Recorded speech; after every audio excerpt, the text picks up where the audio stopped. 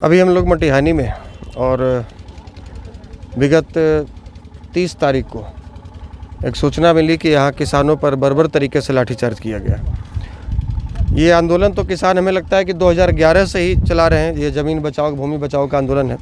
ये आप देख सकते हैं जितना भी 290 एकड़ ज़मीन है ये सब के सब उपजाऊ ज़मीन है। इसमें मक्का का या दूसरे तरीके का खेती होता है और ये इनकी रैयती ज़मीन है जिसे ज़बरदस्ती बिहार सरकार कहती है कि नहीं ये बिहार सरकार की ज़मीन है, ये गैर मजरूआ ज़मीन है और इस पे एनटीपीसी का जो डस्ट होता है, जो कचरा होता है, हम यहाँ इकट्ठा करेंगे, इसमें फेंकेंगे। जबकि ग्रामीणों का कहना है कि यहीं पास में ही बंजर भूमि पड़ी है जिसमें ये लोग उसका इस्तेमाल कर सकते हैं एनटीपीसी के लिए। लेकिन सरकार की ये दोहरी नीति है, चूँकि नीतीश जी इस क्षेत्र से सांसद भी रहे हैं, बाढ़ बढ़िया क्षेत्र से, वो इस क्षेत्र की भौगोलिक स्थिति को बखूबी समझते हैं। उन्हें यह पता है कि इसमें जो नुकसान होने वाला है वो किसी एक समाज को नुकसान होने वाला है और वो उस समाज के नुकसान की हमें लगता है कि प्रतिज्ञा कर ली है कि जब तक कुर्सी पर रहेंगे तब तक इस समाज को नुकसान पहुंचाते रहेंगे।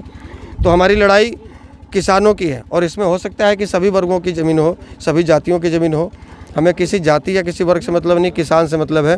किसान पहले ही परेशान है, कर्ज के तले दबा हुआ किसान आए दिन हत्या और आत्महत्या करने पर मजबूर है और अभी इस तरह के उनके 290 एकड़ और 2-2 हज़ार एकड़ ज़मीन कब्जा कर लिए जाएंगे ज़बरदस्ती, जबकि पास में ही ज़मीन है जो बंजर ज़मीन, जहां पर चाहे तो उसका इस्तेमाल कर सकते हैं। लेकिन उन्हें केवल इस बात से तकलीफ़ है कि ये जो ज़मीन वाले हैं वो चूँकि एक ख़ास वर्ग की ज़्यादा ज़मीन है, इसमें उनको नुकसान करवाना है, उनका मकसद यह है। तो हम आज इन किसानों के बीच में आए, सोशल डिस्टेंसिंग का पालन करते हुए। बहुत सारे किसान भाई साथ में ज़मीन पर आने को तैयार थे। हम लोगों ने निवेदन किया कि चूँकि अभी लॉकडाउन की वजह से, कोरोना की वजह से सोशल डिस्टेंसिंग ज़रूरी है। हमारे साथ में प्रशासन के लोग भी आए हुए हैं। हम यही निवेदन कर रहे हैं कि ये जो इनकी मांग है इस पर सुनी जाए और आपको अगर एनटीपीसी का कचरा डालने के लिए, एनटीपीसी का डस्ट डालने के लिए अगर आपको ज़मीन नहीं है तो बंजर ज़मीन दी जा रही है, जो ज़मीन उपजाऊ नहीं है। और जो उपजाऊ ज़मीन है उस पर आप ज़बरदस्ती कह रहे हैं, जिद करके नहीं इसी ज़मीन को एक्वायर करेंगे और आपकी रैयती ज़मीन को करेंगे, तो ये तो ज़बरदस्ती है। तो किसान आज आपकी इनकी ज़मीनें छीन रहे हैं, कल आप कहेंगे कि नहीं आपका जो घर है उसमें हम ताला मारेंगे, उसमें हमारे एनटीपीसी के स्टाफ सोएंगे, तो घर से भी निकाल देंगे। तो आज जब ज़मीन छोड़ेंगे कल घर भी छोड़ना होगा। तो किसी भी सूरत में ये जो रैयती ज़मीन है किसानों की, ये सरकार को ज़बरदस्ती कब्जा करने नहीं देंगे। हम इसके लिए आंदोलन जहाँ भी जिस स्तर पर और जिस तरीके से आंदोलन करना होगा, चरणबद्ध आंदोलन करेंगे और किसानों की मांग को पुरजोर तरीके से हम लोग बेगूसराय की इस मटिहानी की धरती से लेकर और बिहार के कोने कोने तक उठाएंगे, हर एक किसान तक इस आवाज़ को पहुँचाएंगे। किसानों की जो समस्या है और किसानों के साथ जो पिटाई पुलिस कर रही है, फिर आंदोलन का आधार क्या होगा? मतलब सिर्फ बेगूसराय के स्तर पे ही आप आंदोलन चाहते हैं? अन्य जगहों पर भी किसानों के साथ बर्बरता, जायदाती और की बात सामने आ रही है, उस पर क्या कहना है? लगभग सभी ज़िलों में उनकी यही स्थिति है और किसानों के साथ तो जाति शुरू से होता रहा है। अभी आप देखिए कि ये तैयारी में लगे हुए हैं। अभी ये जो रंगा बिल्ला की सरकार है, दोनों अपना मुंह बंद कर रखे हैं, लेकिन बटाईदारी कानून की इनकी पूरी फाइल तैयार है।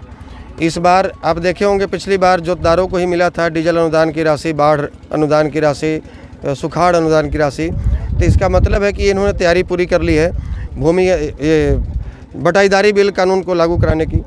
चकबंदी की मांग हम लोग लगातार शुरू से उठाते रहे, इस पर कोई विचार नहीं हो रहा है। और बटाईदारी बिल पर तो ये केवल और केवल इनका मकसद ये है, इनकी मंशा ये है कि जो भूमिपति जो किसान हैं, जो भूमि के मालिक हैं, उनकी ज़मीनों को हम लोग हड़प कर अपने कब्जे में कर लें और अपने हिसाब से उनको, उनसे नौकरियां तो छीन ही ली, अब ज़मीन भी उनकी हम छीन लें। ये सरकार की कोशिश है, ये उनकी मंशा है। सर, ये भारत देश है, यहाँ कृषि प्रधान देश है और 75% लोग खेती पर ही डिपेंड हैं। यानी कि 75% लोग या तो मजदूर हैं या किसान हैं।